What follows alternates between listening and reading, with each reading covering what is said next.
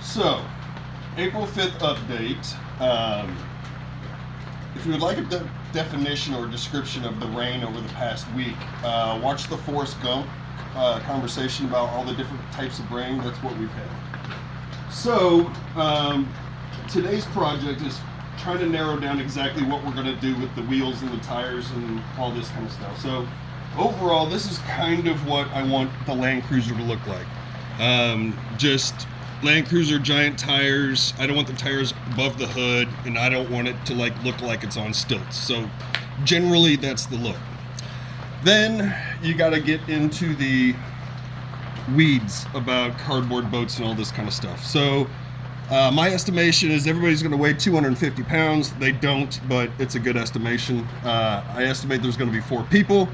Princess may ride too, but she doesn't weigh enough to even care. I estimate that the boat's going to weigh about 500 pounds. The total number of sheets plus paint plus hardware, that all comes out to 1,500 pounds. You divide that by 62.4 and that gives you 24. And then you have to divide that by 4. And then that's how many feet of displacement each tire needs to displace. So what is this 62.4 number here representing? 62.4, that's the weight. It's rounded off, but it's the weight of a cubic foot of water. So whatever you think you're going to weigh, you need to be better than that. So the different forces on the tires, you've got these forces here, right? The tire is going to want to go higher than the vehicle. The vehicle is going to push down, which is going to make the tires want to go up. So you got to account for that. You got to account for the water pressure pushing in on the tires. You have to account for the tires wanting to wobble in and out. And then you also have to account for the rotational force, because just because your axle turns doesn't mean a giant tire is going to turn. So something Ryan and I were talking about today is, how do we make this all work? Well, okay, Class 2 boats, only Class 2 and only going off the original rules. Class 2 boats, they can be powered by mechanical propulsion, so paddle wheels.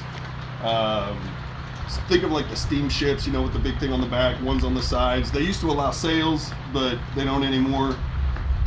It is kind of mechanical propulsion by people, all right? So that's why when people ask me about the cranks and stuff, like, you can have that in Class 2.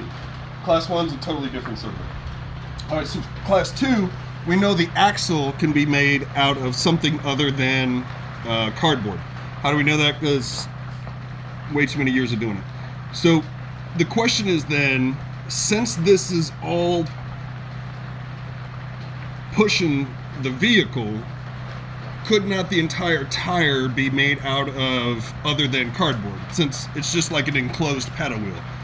Well, I mean, I guess yes, you could, but the problem with that is that gets out of the whole context of why are you building a cardboard boat anyway.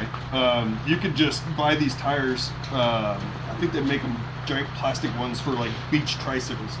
You could just buy that and slap it on a cardboard and it wouldn't do anything.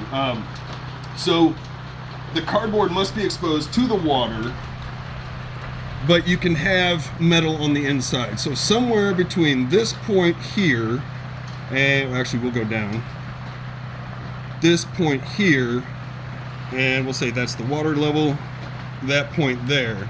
Somewhere between those 2 points, you have to transition from other than cardboard to cardboard. And then that's where we got into the whole craziness of the different tire sizes. I'll explain the math later, but I have a lot more figuring to do. So what we're thinking is maybe outside of the axle, we put either a metal or wood, basically like a rim, and then attach cardboard past there.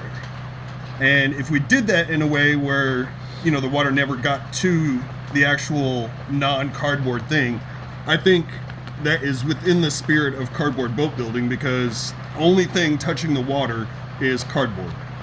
So maybe by tomorrow we'll have everything all figured out, and we'll possibly have our first day of no rain. All right, that's it for today.